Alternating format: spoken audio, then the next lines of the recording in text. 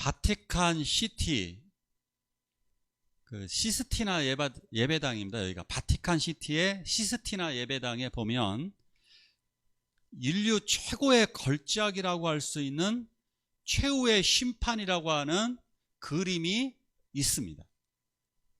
천정에 그려진 그림입니다. 이 천정에 그리라고 해도 힘들 텐데 그림 길이가 무려 20m입니다. 그러니까 저희 교회 여기서부터 저 끝까지 더 가죠. 그죠?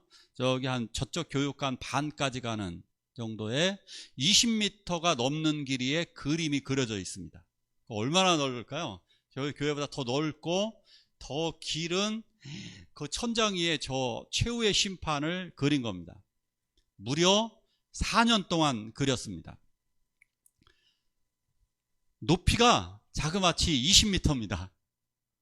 5층, 6층 높이 되는 그곳에 설치해서 거꾸로 이렇게 누워서 그린 겁니다. 미켈란젤로가 누워서 이 그림을 그렸습니다. 그래서 뭐 눈은 망가졌고요. 그래서 제대로 잘 보질 못했습니다. 눈에 염료가 자꾸 떨어지고 페인트가 떨어지고 막 그래가지고 옛날에는 페인트 색깔 자기가 다 만들었잖아요. 자기가 그걸 다 만들어가면서 누워서 그 꼭대기 위까지 올라가면서 그렇게 그림을 그린 겁니다. 그래서 저는 거의 미켈란젤로를 저는 최고의 미술가, 최고의 조각가, 그죠? 이분은 뭐 석공, 최고의 석공이죠. 최고의 조각가, 최고의 미술가는 미켈란젤로가 아닐까, 저는 이렇게 정말 말씀드릴 수 있는 것 같아요. 대단한 분입니다. 그런데 여기에 보면 이 중앙에 화살표 저 중앙에 보면 저분이 예수님입니다. 예수님이 저 최후의 심판에서 구름을 타고 오시는 겁니다. 구름을 타고 오시는 분이 예수님인데 예수님 앞에 누가 있을까? 한번 생각을 해보죠. 예수님 앞에 베드로나 요한이나 누군가 있어야 되는데 누가 있을까? 바로 저 왼쪽에 분이 예수님이고 오른쪽에 있는 이분 있죠. 아래쪽 요 동그라미 원쪽에 저분 예수님 앞에 계신 분이 굉장히 중요한 분입니다. 저분이 오늘의 주인공 나다나엘입니다. 나다나엘이 저분입니다. 그런데 저분 손에 무엇인가 들려 있습니다. 저 왼손에 무엇이 들려 있을까요? 이겁니다. 왼손에 뭔 가죽이 들려져 있죠. 왼손 잘 보십시오. 왼손 여기 아래쪽에 가죽만 벗겨진 얼굴, 가죽이 벗겨진 얼굴이 하나 있습니다. 저 얼굴이 바로 미켈란젤로 자신 자화상입니다. 진짜 희한하지 않습니까? 무슨 변태도 아니고 진짜 희한한 거죠. 저 아름다운 그림, 저 위대한 그림에 자기 모습을 그려넣었는데 가죽이 벗겨진 가죽에 자기 얼굴을 그려놓았습니다. 그런데 오늘 주인공은 바로 저 미켈란젤로 가죽을 들고 있는 저분, 바로 나다나엘입니다. 왜 그랬을까요? 왜 굳이 미켈란젤로는 나다나엘을 예수님 아래쪽에 그리고 그 아래쪽에 벗겨진 가죽으로 자기 얼굴을 그려넣었을까? 나다나엘은 인도에서 복음을 전하다 순교하셨습니다. 인도의 왕과 공주에게 복음을 전하다가 순교하셨는데 그때 유일하게 온몸에 가죽을 다 벗겨 죽였습니다.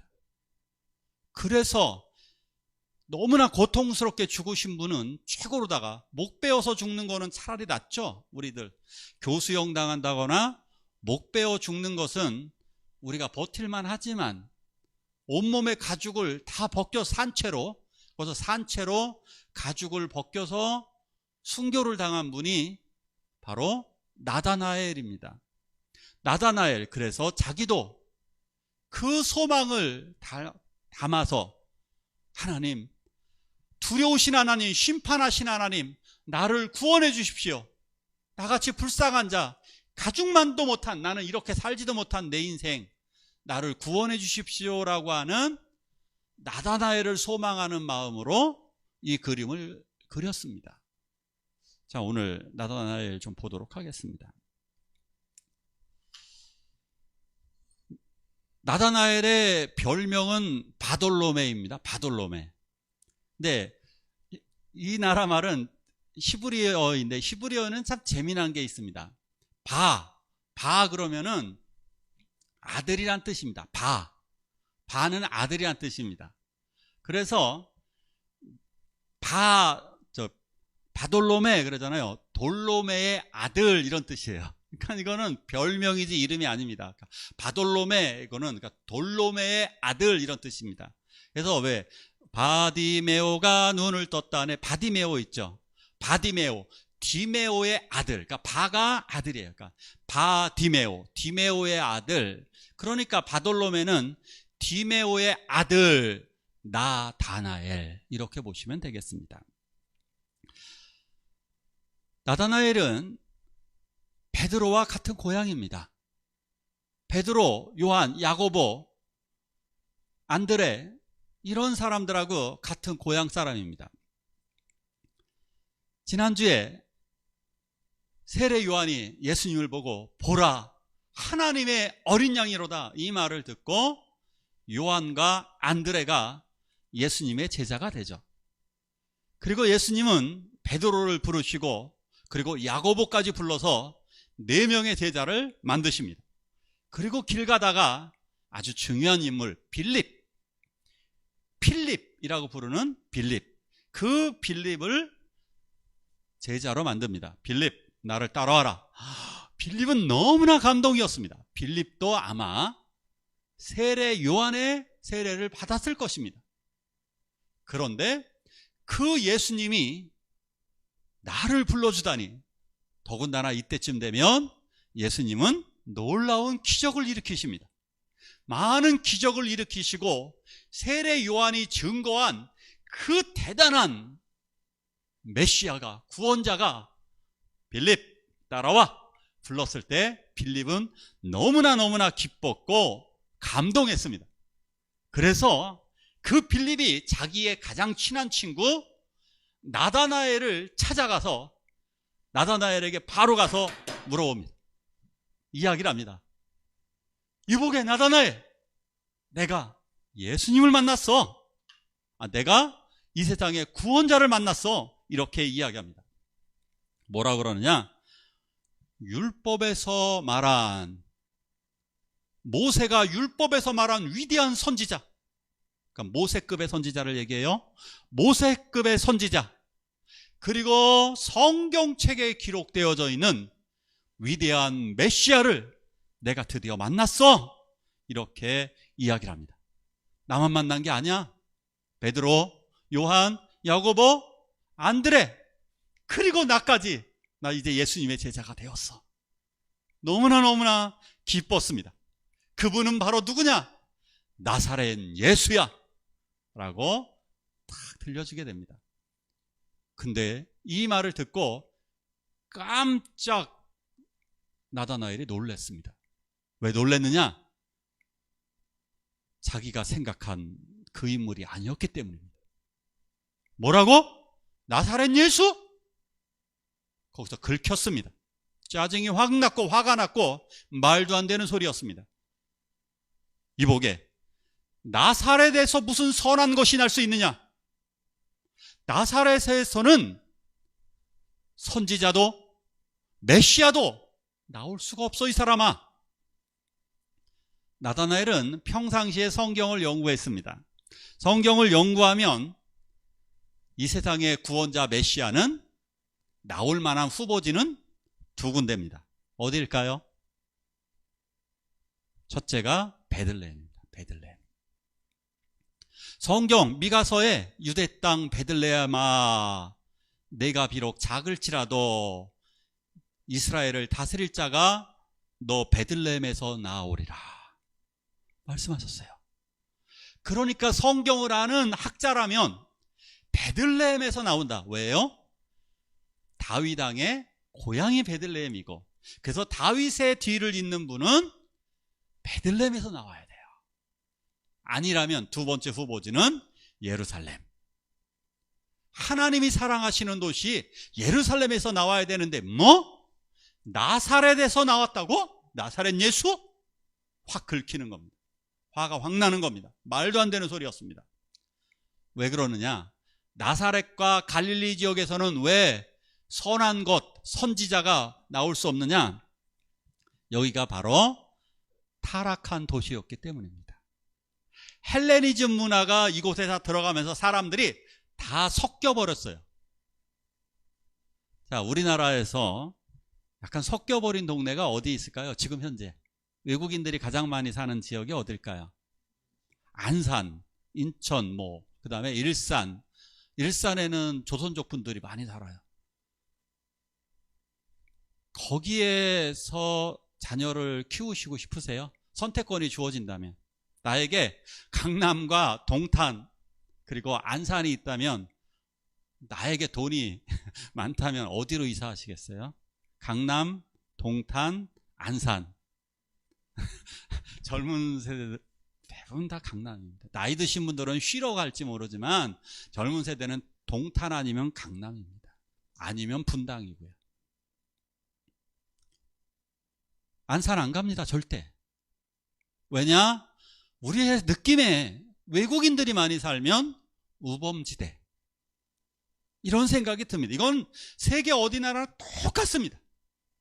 유럽도, 미국도, 캐나다도, 호주도 외국인들이 많이 살면 우범지대, 범죄가 많은 지대, 이렇게 생각하듯이 갈릴리에는 외국인들이 와서 섞여버렸기 때문에 더러운 땅, 그리고 타락한 땅이에요. 왜요? 하나님의 말씀을 안 지키거든요. 하나님을 섬기는 믿음이 사라진 동네이기 때문에 더러운 땅, 타락한 땅, 더군다나 혼혈민족이 된 오염된 땅이에요. 순수성이 중요한, 이스라엘 민족은 순수성이 중요한 민족이에요. 이방민족하고 결혼하면 안 돼요. 그런 나라에서 피가 섞여버린 이 땅이 어떻게 구원자가 나올 수 있단 말이냐?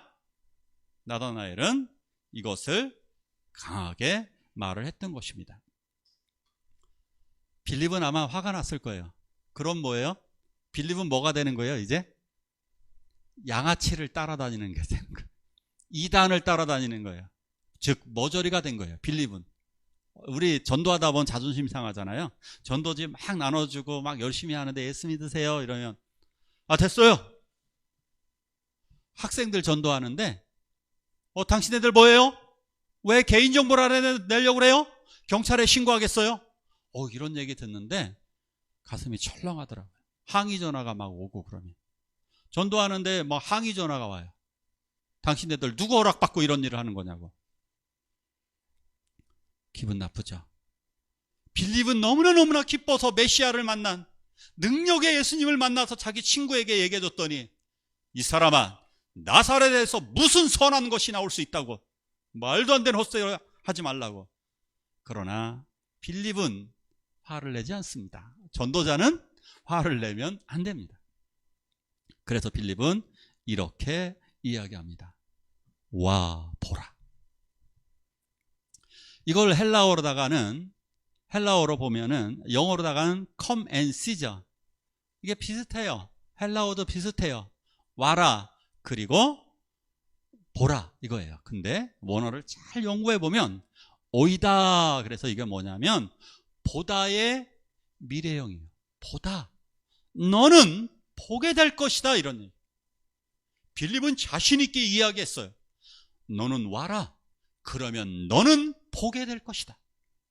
Come and see 이라고 하지만 come and you will see예요. You will see.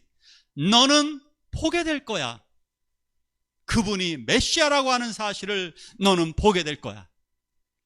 볼 줄로 믿습니까? 살아계신 하나님을 믿습니까? 우리들은 기도의 능력을 알고 있습니다. 우리 불신자들에게 이야기해야 돼요. 하나님이 살아계셔서 우리들의 기도에 응답하신다. 황근택 성도님을 위해서 기도할 때 그렇게 기도를 했었어요. 두 번째 손주 보시고 천국 가시죠. 그렇게 이루어졌습니다. 원영선 성도님 어머님 보낼 때도 그렇게 기도했습니다. 하나님, 평온한 잠을 주시옵소서. 송기도 성도님, 이계순 집사님, 김민자 성도님, 주변에 한 분 한 분 보낼 때마다 우리가 그렇게 기도한 대로 하나님께서 그분들을 데리고 가시고 인도하셨습니다. 아프신 분들은 치유하셨고, 자녀가 없는 분들은 자녀를 주셨고, 돈이 필요한 분들은 돈을 주셨고, 몸이 망가진 분들은 몸을 회복시켜 주셨습니다. 하나님의 능력을 믿습니다. 우리는 주의 능력을 보게 될 것입니다.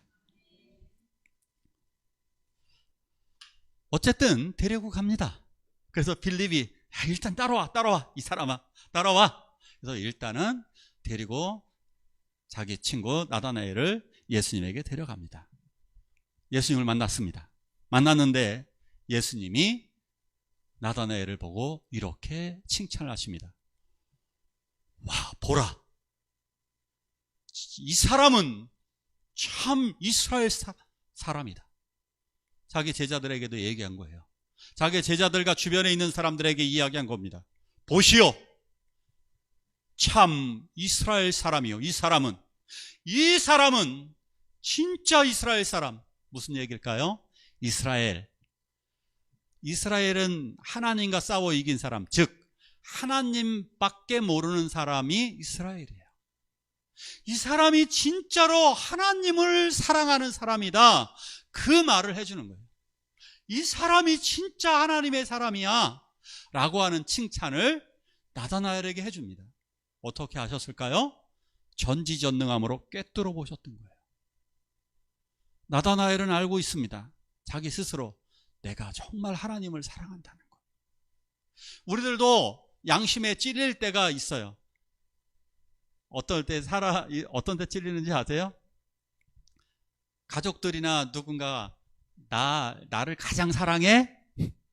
물어보면 여보 나 정말 모든 것보다 나를 가장 많이 사랑해? 그러면 좀 뜸들일 때가 있어요. 왜요? 어떤 때는 자녀가 더 중요하기도 하고, 어떤 때는 친구가 더 중요하기도 하고, 어떤 때는 돈이 더 중요하기도 하고, 어떤 때는 내가 더 중요하기도 하거든요. 그러니까 고민해가지고 내가 세상 어떤 것보다 가장 나를 사랑해?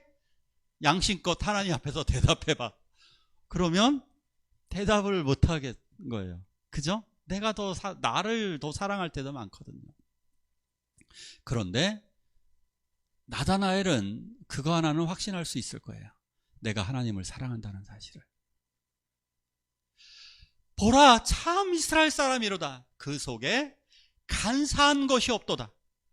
시편에는 이렇게 말씀하고 있습니다. 마음에 간사한 자가 없는 자는 복이 있도다. 시편 32편에 마음에 간사한 것이 없는 자가 복이 있다는 거예요. 간사하지 않다는 거, 교활함이 없다는 거예요. 교활함이 전혀 없는, 즉 교활한 것은 야곱을 생각나게 하는 거예요. 야곱의 이름이 이스라엘이잖아요. 이스라엘로 바뀌었을 때는 하나님밖에 없을 때가 이스라엘이에요. 여전히 간사할 때는 야곱이에요. 그런데 그에게 간사함이 사라지고 오직 여호와 하나님만을 바라보았다는 사실이에요. 거기에서 나다나엘은 큰 충격을 받습니다. 그래서 나다나엘이 이렇게 이야기합니다. 어떻게 나를 아시죠? 어떻게 나를 아세요? 왜 이런 사람 있잖아요. 내가 살아가면서 나는 절대 거짓말하지 않으려고 하는 사람, 나는 속이려고 하지 않는 사람, 나는 진실하게 살아가려고 노력하고 애쓰고 오늘도 기도했고 오늘도 그렇게 살려고 노력을 했는데 하나님이 보라, 그 속에 간사한 것이 하나도 없는 사람이야. 나를 드디어 인정해 주신 분이에요. 그때 어떻게 나를 아십니까? 나를 어떻게 아신 거죠 도대체? 이 깜짝 놀라서 나다나엘이 예수님에게 질문합니다. 그러자 나다나엘이 이렇게 이야기합니다. 내가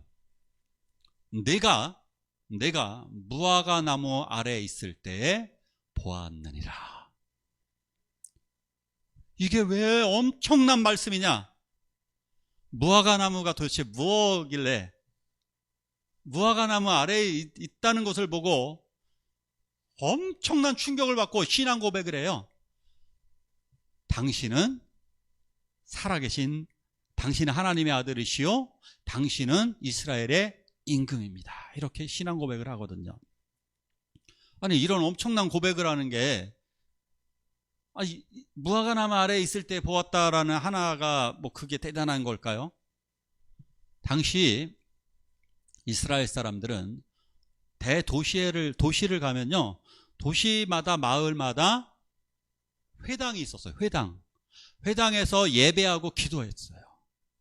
회당에서 예배하고 기도하는 거예요. 그 전통을 이슬람 사람들이 배워가지고 메카를 여기저기에 지어놓고 기도를 하는 거예요. 그것이 바로 그 메카가 이스라엘 회당을 흉내내는 거예요. 회당 흉내낸 거예요. 가는 곳마다 회당에서 예배를 했어요. 그런데 가난한 동네는 저걸 지을 돈이 없어요. 회당을 지을 돈이 없어요. 그럼 어떻게 하느냐? 무화과나무 아래에서 만나는 거예요. 우리나라로 치면 느티나무예요.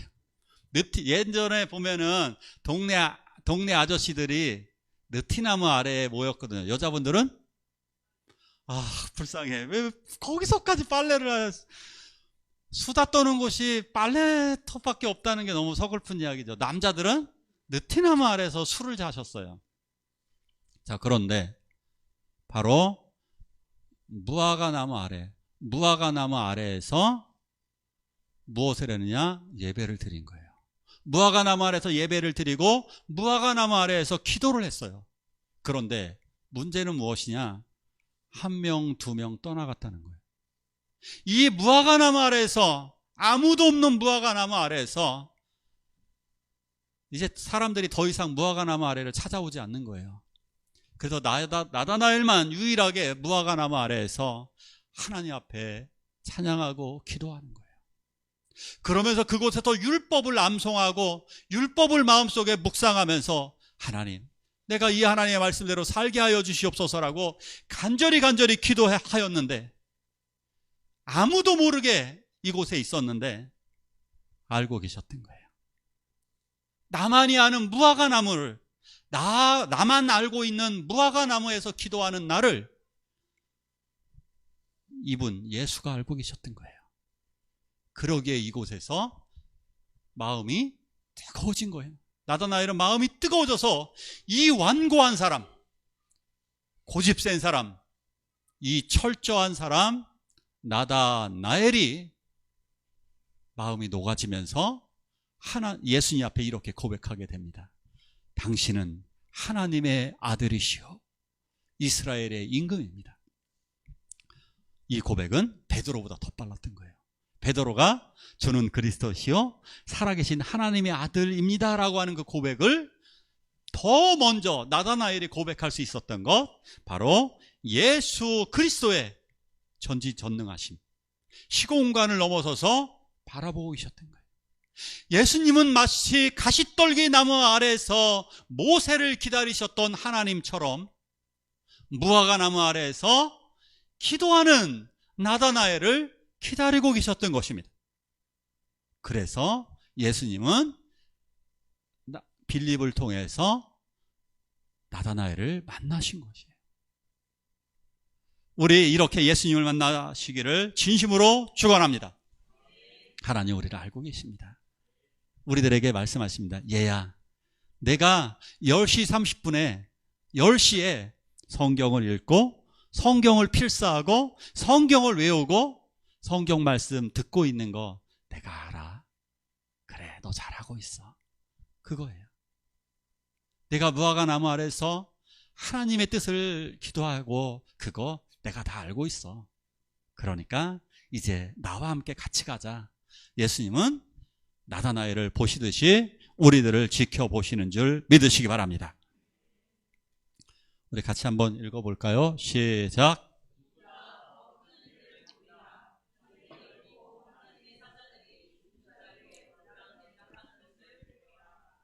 아멘. 그러자 예수님이 나다나엘에게 이렇게 이야기하십니다. 내가 무화과나무 아래에 있었다는 것을 말했다고 해서 너가 놀라워하고 이런 고백을 하느냐? 그래. 근데 너 이거보다 더 큰 일을 보게 될 거야. 하늘이 열리고 하나님의 사자들이 인자 내 머리 위로 오르락 내리락 하는 것을 너는 보게 될 것이다. 무엇일까요? 이제 예수님이 하늘과 땅을 연결하는 구원자가 되어주신다는 것을 상징적으로 말씀하신 것입니다. 이제 우리들은 예수 그리스도를 통해 하늘이 열려지는 것을 바라보게 될 것이고, 하늘이 열려져서 우리의 모든 죄가 사라지고 하나님의 구원이 우리들에게 내려오는 것을 목도하게 될 것입니다. 이 모든 것을 말씀하신 거예요. 나다나엘, 이제 나를 통하여서 하늘문이 열리고 하나님의 구원, 너의 구원, 하나님을 통한 너의 구원이 이루어지는 것을 너는 보게 될 것이다. 이것이 가장 큰 일이고 가장 위대한 일인 줄 믿으시기 바랍니다.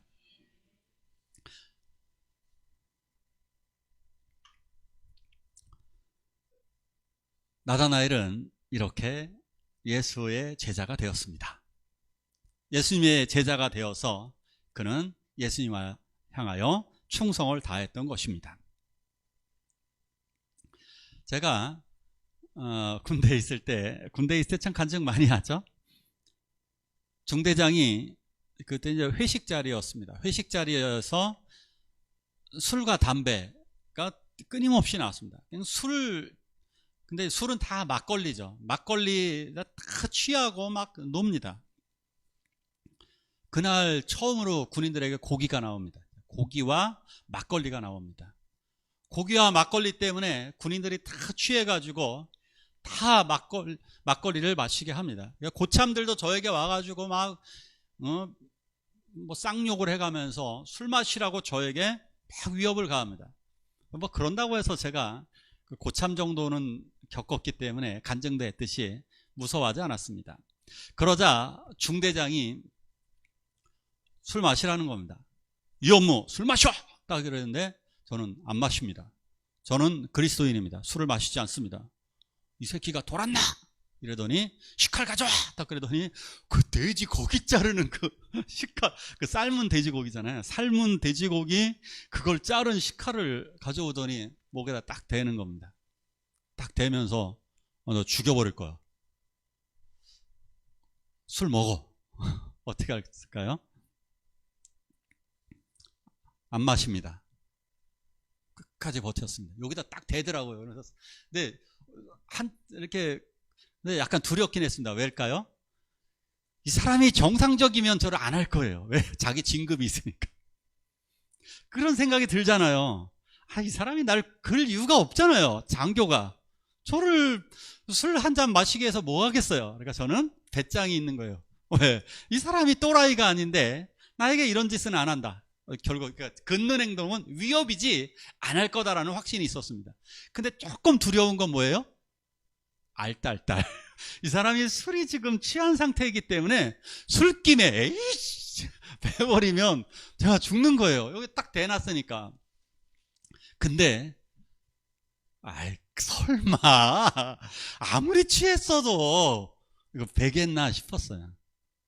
전 그래서 버틴 겁니다. 사실은 50%는 하나님 의지하고 50%는 설마 이런 거 있었어요. 저는 사실상 50%의 믿음이었습니다. 그러나 나다나엘은